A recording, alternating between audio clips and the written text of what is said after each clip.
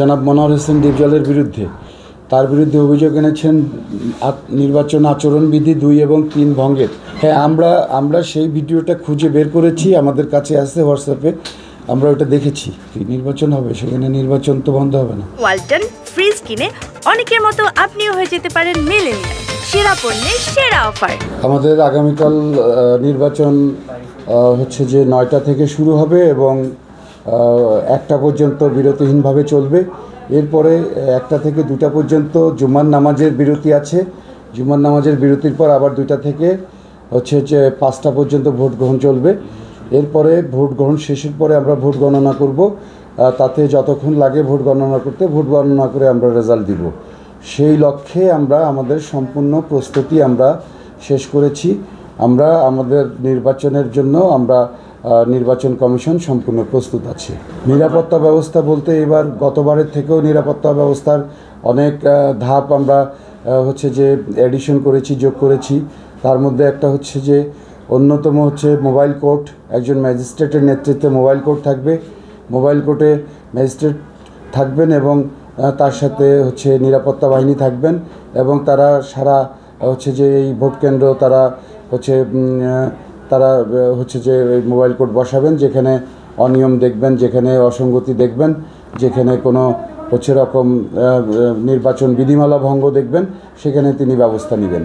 তারপরে হচ্ছে যে সেখানে হচ্ছে যে আর্চওয়ে গেট করা হয়েছে, সেই গেট দিয়েও হচ্ছে যে ভোটারদের ঢোকানো হবে।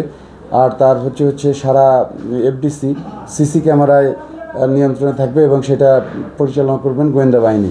তো এগুলো মিলে আর 250 পুলিশ বাহিনী থাকবেন, আইন শৃঙ্খলা বাহিনী 250 সদস্য থাকবেন, র্যাব থাকবেন। সব কিছু মিলে হচ্ছে নির্বাচনের যে আমাদের যে মানে হচ্ছে আইন শৃঙ্খলার যে বিষয়টা, সেটা সর্বোচ্চ থাকবে।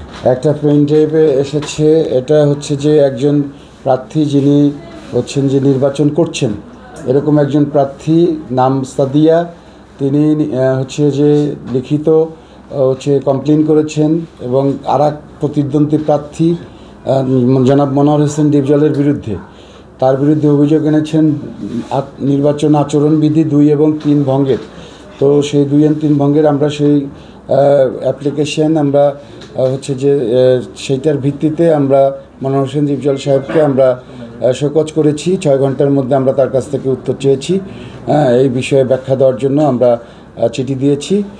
উনি ব্যাখ্যা দিলে তারপর হচ্ছে আমরা বিষয়টা আমরা বসবো।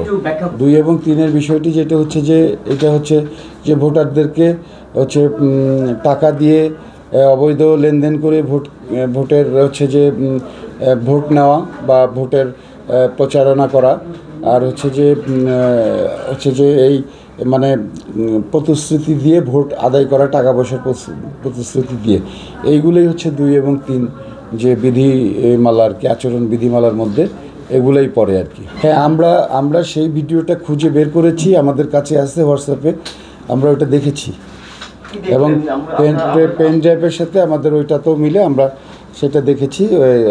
পেন ড্রাইভ এবং ওইখান থেকেই পেন ড্রাইভ করে আমাদের দিয়েছে। সেটা হচ্ছে প্রমাণিত যদি হয় হচ্ছে যে সুস্পষ্টভাবে যে অর্থকরী টাকা পয়সার লেনদেন হয়েছে ভোট হচ্ছে গ্রহণের জন্য বা ভোট পাওয়ার জন্য, তাহলে সর্বোচ্চ শাস্তি হচ্ছে প্রার্থিতা বাতিল। হ্যাঁ, আমরা নোটিশ পাঠিয়েছি, 6 ঘন্টার সময় দিয়ে আমরা নোটিশ পাঠিয়েছি।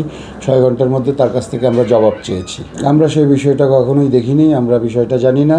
আমাদের কাছে আমরা লিখিত আবেদন এসেছি, আমরা আবেদনের প্রেক্ষিতে আমরা হচ্ছে যে ব্যবস্থা গ্রহণ করেছি। আমরা তাকে শোকজ করেছি, উত্তর চেয়েছি, এই বিষয়ে ব্যাখ্যা চেয়েছি এবং সেই বিষয়ে ব্যাখ্যা দিলে তারপরে আমরা এটা বসে সেই ব্যাখ্যার বিষয়ে আলোচনা করব। নির্বাচন কোনোদিন বন্ধ হবে না। নির্বাচন কেন বন্ধ হবে? যার বিরুদ্ধে কমপ্লেন নিয়েছে ওইখানে আরও 2জন আছে প্রার্থী, নির্বাচন হবে, সেখানে নির্বাচন তো বন্ধ হবে না। আরও 2জন প্রার্থী আছে, তারা ভোট গ্রহণ, তারা ভোটে অংশগ্রহণ করছে। সো নির্বাচন বন্ধ হওয়ার কোনো স্কোপ নেই।